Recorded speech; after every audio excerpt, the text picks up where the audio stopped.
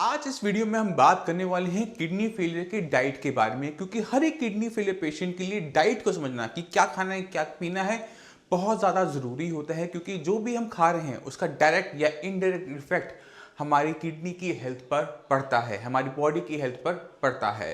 तो इसी को आज हम गहराई से समझने की कोशिश करेंगे इस वीडियो में कि किस तरह से आप अपने क्रिएटिनिन को डाउन कर सकते हो, किस तरह से आप अपने पोटेशियम को कंट्रोल में रख सकते हो और किस तरह से आप अपनी बॉडी के अंदर फ्लूइड की अमाउंट को कंट्रोल कर अपने आप को किडनी फेलियर से होने वाली कॉम्प्लिकेशन से बचा सकते हो। किडनी का काम क्या होता है बॉडी के अंदर? किडनी का काम है बॉडी के अंदर खून को साफ करना। खून को साफ करके जितना भी वेस्ट मटेरियल बॉडी बना रही है उसको बॉडी से बाहर निकालना यूरिन के रास्ते। तो हमने बेसिकली क्या करना है, अपनी बॉडी को अंदर से क्लीन रखना है। ब्लड की केमिस्ट्री को हमने बनाए रखना है कि उसमें क्रिएटिनिन के लेवल ना बढ़े, यूरिया के लेवल ना बढ़े। तो अब क्रिएटिनिन पे चलते हैं और क्रिएटिनिन को समझने की कोशिश करते हैं आखिर में क्रिएटिनिन हमारी बॉडी में आता कहाँ से है। ये जो क्रिएटिनिन है ये हमारी मसल्स बनाती है, मसल्स में बनने वाला वेस्ट मटेरियल होता है। तो अगर एक किडनी फेलियर का पेशेंट अपनी डाइट के अंदर प्रोटीन ज़्यादा लेता है, यानी वो दाल ज़्यादा ले रहा है, एग ज़्यादा ले रहा है, नॉनवेज ज़्यादा खा रहा है, चिकन मटन फिश खा रहा है, दूध की बनी हुई आइटम ले रहा है, तो प्रोटीन बॉडी में बहुत ज़्यादा जा रहा है। अब बॉडी को इतने प्रोटीन की रिक्वायरमेंट नहीं होती। बॉडी क्या करती है, इस एक्स्ट्रा प्रोटीन को कन्वर्ट कर देती है क्रिएटिनिन में, क्योंकि क्रिएटिनिन में कन्वर्ट होकर वो किडनी से बाहर चला जाएगा। मगर किडनी काम नहीं कर रही, इस वजह से क्रिएटिनिन बॉडी में बिल्डअप होना शुरू हो जाएगा। तो एक किडनी फेलियर पेशेंट को अब यहाँ पर क्या चाहिए? एक किडनी फेलियर पेशेंट को ये चाहिए कि वो अपनी बॉडी के अंदर प्रोटीन की अमाउंट को कम डाले। तो हमने क्या करना होता है, आपकी रिपोर्ट्स दिखनी होती है। अगर आपकी ब्लड की रिपोर्ट के अंदर टोटल प्रोटीन ठीक है, यानी बॉडी के अंदर प्रोटीन की अमाउंट सही है, तो ऐसे पेशेंट के अंदर प्रोटीन की अमाउंट को बंद कर दिया जाता है। अब आप सोच रहे होंगे हमारी पूरी बॉडी प्रोटीन की बनी हुई है, हमारी नेल्स, हमारी हेयर्स, सब कुछ तो प्रोटीन का बना हुआ है, डॉक्टर साहब करेंगे प्रोटीन खाना बंद कर दो। आप जब वीट खाते हैं, आप जब राइस खाते हैं, तो उसमें हमें क्या मिलता है, कार्बोहाइड्रेट्स। और ये कार्बोहाइड्रेट्स बॉडी में जाकर बॉडी की रिक्वायरमेंट के हिसाब से प्रोटीन में कन्वर्ट हो जाते हैं। इसमें फ़ायदा क्या होता है कि बॉडी में वेस्ट मटेरियल इकट्ठा नहीं होता, क्योंकि प्रोटीन का मॉलिक्यूल बड़ा होता है। जब बॉडी हम उसको लेते हैं, मान लो कि हमने फिश खाई, अब प्रोटीन गया बॉडी के अंदर, अब बॉडी को इसे काम के लायक बनाने के लिए छोटे छोटे हिस्सों में डिवाइड करना पड़ेगा और इसमें बनेगा वेस्ट मटेरियल जो बॉडी में इकट्ठा होगा।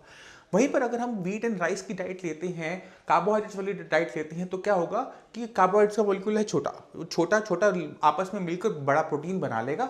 आपकी बॉडी में वेस्ट मटेरियल की अमाउंट कम बनेगी, जिससे फायदा क्या होगा, क्रिएटिनिन की वैल्यू आराम से कंट्रोल हो जाएगी। तो पहली चीज जो किडनी फेलियर पेशेंट को ध्यान में रखनी है वो है प्रोटीन की अमाउंट। अगर आपके ब्लड के अंदर टोटल प्रोटीन ठीक आ रहा है, नॉर्मल वैल्यूज के अंदर आ रहा है, तो प्रोटीन का इंटेक आप बिल्कुल बंद कर देंगे। अगर वो पहले लो आ रहा है, नॉर्मल से लो आ रहा है, तो प्रोटीन का इंटेक हमने करना है, मगर कौन सा करना है इस बारे में भी हम बात कर लेते हैं। तो हमें ऐसा प्रोटीन चाहिए होता है जिसे बॉडी पूरी तरह से एब्जॉर्ब कर जाए और किसी टाइप का वेस्ट मटेरियल ना बनाए। तो जितना मैं जानता हूं, ऐसे जो प्रोटीन है वो बहुत लिमिटेड सा होता है। तो ऐसे पेशेंट जिनके अंदर प्रोटीन की अमाउंट कम होती है, उनको हम क्या सजेस्ट करते हैं कि आप प्रोटीन कौन सा लेंगे, एग वाइट लेंगे। आप प्रोटीन कौन सा लेंगे, मूंग की दाल लेंगे, क्योंकि ये ऐसे दो प्रोटीन हैं जो आप अपने फीवर के अंदर भी डाइजेस्ट कर जाते हो। आपको बुखार आता है तो आपके पेरेंट्स आपको क्या खिलाते हैं? हमारे पेरेंट्स ने हमें क्या खिलाया, खिचड़ी खिलाई। क्यों खिलाई? क्योंकि ये हर कंडीशन के अंदर, हाई टेम्परेचर के अंदर भी बॉडी से डाइजेस्ट कर जाती है। इसी वजह से इसको यूज किया जाता है किडनी फेलियर के उन पेशेंट के अंदर जिनके अंदर प्रोटीन की अमाउंट कम हो रही है। अब चलते हैं अगले टॉपिक के ऊपर, वो है पोटेशियम। पोटेशियम जो है उसे किडनी फेलियर के पेशेंट बहुत कम जानते हैं और बहुत कम ध्यान रखते हैं, और ये एक ऐसी चीज़ है जो किसी भी पेशेंट की ऑन द स्पॉट डेथ करवा सकता है। कि मैं आपको समझाने की कोशिश करता हूँ। पोटेशियम जब हमारी बॉडी में राइट अमाउंट के अंदर है तो हमारी मसल्स को ताकत दे रहा है, मगर अगर इसकी अमाउंट नॉर्मल से अबव होनी शुरू हो जाए तो ये मसल्स के अंदर फटीग, थकावट पैदा करता है, क्योंकि जो हमारा हार्ट है वो भी हर टाइम पंप करता रहता है, मसल्स का बना हुआ है। तो जब पोटेशियम की मात्रा बढ़ती है तो सीधा सीधा असर आपके सिर्फ और सिर्फ हार्ट के ऊपर आता है कि हार्ट जो है वो थकना शुरू करता है, वहाँ की जो मसल्स है वो थकना शुरू कर देती हैं। और अगर इसके लेवल 7 के आसपास आ जाए तो कभी भी किसी भी पेशेंट को, किडनी फेलियर के पेशेंट को हार्ट अटैक हो सकता है। इसी वजह से इस पोटेशियम को कंट्रोल में रखने के लिए हमें डाइट का सहायता लेनी पड़ती है। तो हमें अपने डाइट के अंदर से वो सारी चीज़ों को बाहर निकालना पड़ता है जिनके अंदर पोटेशियम की मात्रा ज़्यादा है। अब हम इसको कैसे सिलेक्ट करें कि किसके अंदर ज़्यादा है किसके अंदर कम है, हमें कोई चीज़ लिख के थोड़ा मिलती है कि इसके ऊपर, तो उसका एक सिंपल सा तरीका है जिसको अपने माइंड में रखना है। तो सबसे पहले चलते हैं सब्जी के ऊपर और देखते हैं कि कौन सी सब्जियां हाई पोटेशियम होती है, कौन सी लो पोटेशियम होती हैं और कौन सी सब्जियां खानी है, कौन सी सब्जियां नहीं खानी। तो सब्जियों के अंदर सिलेक्शन करने के लिए, लो पोटेशियम सब्जियों को सिलेक्शन करने के लिए एक छोटा सा रूल है, उसको हमेशा याद में रखिए कि हमने कोई भी पत्तेदार सब्जी नहीं खानी, हमने कोई भी जड़ वाली सब्जी नहीं खानी। Always avoid leafy vegetable and रूटी वेजिटेबल। अब लीफी वेजिटेबल यानी पालक, बथुआ, मेथी, सरसों, धनिया, पुदीना, इन सब के अंदर आपको पोटेशियम की मात्रा ज़्यादा मिलेगी। इसी तरह से जड़ वाली जितनी भी सब्जियां होती हैं, आलू है, शकरकंदी है, अरबी है, जिमीकंद है, कचालू है, शलगम है, पोटेशियम की मात्रा ज़्यादा है। हम इन सब्जियों को नहीं खाएंगे। जो सब्जियां फल की तरह लगती हैं, बेल पे, पौधे पे, वो आप खा सकते हो, चाहे वो घिया, तोरी, टिंडा, परवल, पैठा, करेला, बैगन, टमाटर, भिंडी एंड सो ऑन जो आपके एरिया में मिलती है, आप उसका सेवन कर सकते हैं। मगर यहाँ पे थोड़ी सी एक्सेप्शन भी है। 3 सब्जियां ऐसी होती हैं जो जड़ की तरह लगती है मगर आप खा सकते हैं। आप गेस करने की कोशिश कीजिए, वो हैं गाजर, मूली और प्याज। ये 3 सब्जियां जमीन के नीचे जरूर लगती है, बट इनको एक किडनी फेलियर का पेशेंट खा सकता है, पोटेशियम की मात्रा नहीं बढ़ेगी। तो आपने एक छोटा सा रूल याद किया अभी यहाँ पर कि हमने पत्तेदार सब्जियां नहीं खानी, हमने जड़ वाली सब्जी नहीं खानी। अब जड़ वाली सब्जियों में 3 एक्सेप्शन है, गाजर, मूली और प्याज। जो भी सब्जी फल की तरह लगती है, बेल में, पौधे में, हम सारी की सारी खा सकते हैं। तो अब आपको पता लग गया कि आपने कौन सी सब्जियों का सिलेक्शन करना है। इससे आपका पोटेशियम की मात्रा हमेशा कंट्रोल में बनी रहेगी। जो लो पोटेशियम सब्जियां आपको मैंने बताई, उनको लीच करने की, उनको पानी में भिगो के रखने की ज़रूरत नहीं होती, क्योंकि इनके अंदर पोटेशियम की मात्रा पहले से ही कम होती है। अगर आप इन सब्जियों को भी लीच करके खाना शुरू करोगे तो बॉडी के अंदर आपको वीकनेस महसूस होनी शुरू होगी, क्योंकि जो पोटेशियम के साथ साथ बाकी जो उसमें विटामिन मिनरल्स है वो भी निकल जाते हैं। तो ऐसी डेफिशिएंसी हमें अपनी बॉडी के अंदर नहीं चाहिए, ऐसी वीकनेस हमें बॉडी के अंदर नहीं चाहिए। इसी वजह से लो पोटेशियम सब्जियों को लीच करने की आवश्यकता नहीं होती। अब चलते हैं फ्रूट्स के ऊपर कि कौन से फ्रूट्स खाने और कौन से फ्रूट्स नहीं खाने। तो जो फ्रूट्स की कैटेगरी के अंदर जो आपको बताने वाला हूँ, जो लिस्ट मैं आपको बताने वाला हूँ, वो आपने टच भी नहीं करनी, क्योंकि उनके अंदर पोटेशियम की मात्रा ज़्यादा है। सबसे पहले आता है banana, kiwi, avocado, dry fruits, dates, आपका नारियल पानी। अगर आप इन फ्रूट्स को छोड़ देते हैं तो बाकी सारे फ्रूट्स खा सकते हैं, मगर हमने किन चीज़ों का और ध्यान रखना होता है कि हमने खट्टे फल और नहीं खाने होते। संतरा, मौसमी, कीनू, आम, अंगूर, ये पोटेशियम की वजह से नहीं है, दूसरी वजह से, जिसको हम अगली किसी वीडियो में कवर करेंगे। बट आप इन फ्रूट्स को भी अवॉइड कीजिए जो खट्टे हैं और जो पोटेशियम जो रिच हैं। तो banana, kiwi, avocado, dry fruits, खजूर, नारियल पानी अवॉइड रहेगा। बाकी सारे फ्रूट्स जैसे apple, papaya, pineapple, watermelon, musk melon, ये सारे के सारे आप ले सकते हैं, बट इसकी जो अमाउंट है वो है 1 कप। यानी पूरे दिन के अंदर अगर आप किसी भी टाइप का फ्रूट खाते हैं तो 1 कप से ज़्यादा नहीं होना चाहिए।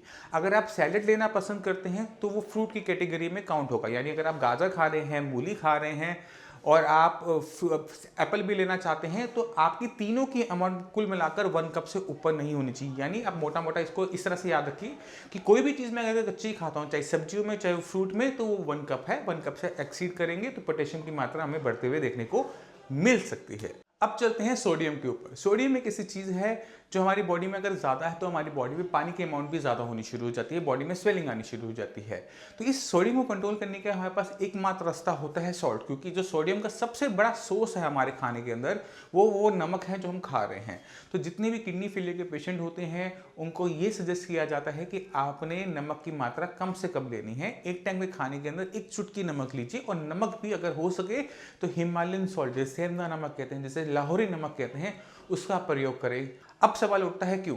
अगर आपने कभी भी टेबल सॉल्ट लिया हो और आपने सेंधा नमक लिया हो, दोनों को चुटकी भर अपनी टंग पे लगा के देखना कौन सा नमक आपको तेज लगता है। तो आप समझ जाएंगे जो हम मार्केट से नमक लेके खाते हैं, जो नॉर्मल सॉल्ट खाते हैं, वो स्वाद में तेज होता है, वो तीखा होता है। वहीं पर सेंधा नमक थोड़ा माइल्ड होता है, उसमें थोड़ा सी जो है जो तीखापन है वो कम होता है, नमकीनपन कम होता है। इसी वजह से, क्योंकि उसके अंदर सोडियम की मात्रा थोड़ी सी डिफरेंट होती है, उसमें बाकी मिनरल्स भी होते हैं जो उसे कंपनसेट कर देते हैं। इसी वजह से जितने भी किडनी फेलियर के पेशेंट हैं उनके बॉडी के अंदर में ब्लड प्रेशर भी मेंटेन करना है, उनकी बॉडी के अंदर में पानी की अमाउंट को भी कंट्रोल करना है। इसी वजह से किडनी फेलियर पेशेंट्स को चुटकी पर सेंधा नमक दिया जाता है हर टाइम के खाने के अंदर, जिससे उनकी बॉडी के अंदर सोडियम की मात्रा भी कम बनी रहे, बॉडी के अंदर पानी भी ना बढ़े और ब्लड प्रेशर भी कंट्रोल में बना रहे, नमक की वजह से वो आगे ना बढ़े। अब चलते हैं पानी के ऊपर, क्योंकि पानी भी हमारे खाने पीने का एक हिस्सा होता है। तो कितना पानी, तरल पदार्थ हम अपनी बॉडी के अंदर डाल रहे हैं, उतना ही काम हमारी किडनी को करना पड़ता है उस एक्स्ट्रा पानी को बॉडी से बाहर निकालने के लिए। तो कोई ना कोई एक ऐसा पैरामीटर जरूर होना चाहिए जो हमारी बताए कि हमारी बॉडी में कितनी पानी की रिक्वायरमेंट है और कितना पानी हमने पीना है। तो जितने भी किडनी फेलियर पेशेंट हैं उनको एडवाइस किया जाता है कि आपने एक टाइम में आधा कप से लेकर 1 कप पानी पीना है, इससे ऊपर अपने एक साथ पानी नहीं पीना। ये नहीं होना चाहिए कि आपने आधा लीटर पानी लिया एक साथ पी गए, 1 लीटर बॉटल लिया आप एक साथ पी गए कि आपकी किडनी साफ हो जाएगी। नहीं, आपने ये बिल्कुल नहीं करना है, क्योंकि आपकी किडनी की फंक्शनिंग इफेक्टेड है। इतना सारा पानी एक साथ किडनी प्रोसेस नहीं कर पाएगी। एक्स्ट्रा पानी जो आप पिएंगे वो आपकी बॉडी में भरना शुरू हो जाएगा, स्वेलिंग आनी शुरू हो जाएगी, बीपी हाई हो जाएगा, फ्लूइड का ओवरलोड हो जाएगा। तो हमने ये काम नहीं करना। वहीं पर अगर एक किडनी फेलियर पेशेंट ये सोचता है कि मैं पानी कम पीऊंगा तो मेरी किडनी पे कम लोड जाएगा और मेरी किडनी सही काम करेगी, ऐसा भी नहीं है। अगर अपनी बॉडी के अंदर पानी की अमाउंट कम होनी शुरू हो जाती है तो किडनी यूरिन फॉर्मेशन कम कर देती है, जिसकी वजह से किडनी बॉडी से बाहर प्रॉपर तरीके से नहीं जा पाता और रिजल्ट क्या होता है कि आपके किडनी लेवल बढ़ने शुरू हो गए। तो बॉडी के अंदर सही अमाउंट ऑफ हाइड्रेशन बनाना बहुत ज़्यादा ज़रूरी होता है हर किडनी फेलियर पेशेंट के लिए।